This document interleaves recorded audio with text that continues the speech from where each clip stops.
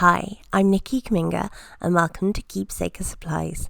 Today I'm going to show you how to make these wire wrapped resin cremation ashes orbs from start to finish and show you how to use the Beachball resin technique. The kit you need to make one of these is for sale on keepsakersupplies.com and you'll find the link in the description. My amazing client Emily asked me to make her a teal solid gold orb with ashes from her Grandad Tom. This video is dedicated to him and I'm so grateful to you and your family for giving me permission to film this to help my students. We first spoke about a piece about a year ago and she wanted to make sure that she was completely certain before going ahead with an order. Ask your client to send a quarter or half a teaspoon of ashes, which is plenty for up to a dozen pieces. Add a few spoonfuls of ashes to a pestle and mortar and grind gently to break up any large flecks. This step is optional, but I found that clients prefer the look of finer ashes in memorial jewellery. Take some label backing paper and add a drop of UV resin, some ashes and some resin sparkle mix. Wipe the tiny spoon in between with a biodegradable baby wipe to prevent ashes getting in the sparkle mix. The quantities or ratio you use are completely up to you as an artist, and with practice you'll work out what cures nicely and what works for you. Mix a little with a cocktail stick and this is your coloured ashes paste. Fill your water clear silicone mould with resin. They're available from Keepsaker Supplies. Use the cocktail stick to transfer some paste on top and then poke it into the resin. Be super careful not to poke the mould itself or you'll mark it and get imperfections in the finished orbs. If you bring the colour all the way around to the outside of the orb and it's opaque, you might find it doesn't cure inside. Instead, I like to use a technique I call the Beachball resin technique. In this photo you can see it much clearer where you swipe the colour out. From the outside it looks like a beach ball and from the bottom it looks like a star. The clear resin in between the swipes cures perfectly and you get full coverage with a beautiful translucency. Clients absolutely love it. The resin should be flush with the bottom of the pouring spout.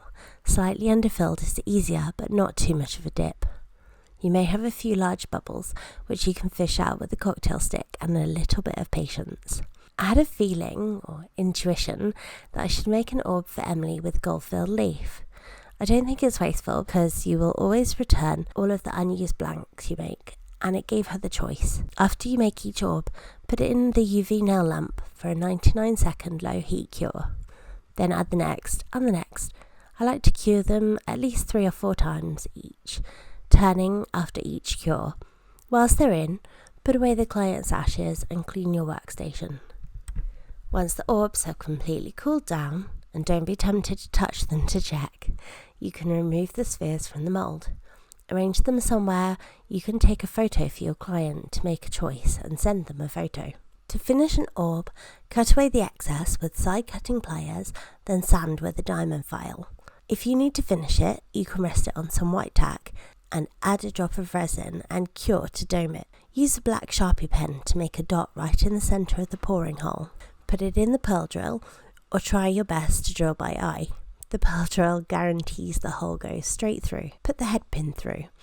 If it comes out the end with liquid on, it means it's not fully cured in the centre.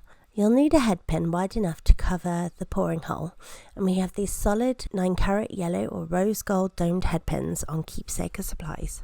Use round nose pliers to bend back the pin a little above the base, then bend it round the pliers to form a loop. Then wrap the pin around, working down to the base. I like to snip it off just where the bend finishes, before the straight end, before I tuck it in. But you can just tuck it in without cutting if you like.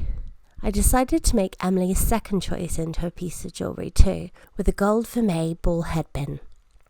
I was completely happy with how the order turned out. This video will be part of our new Advanced Memorial Jewellery course, and if you want a taster of the course, you can take our free Basic Memorial Jewellery course.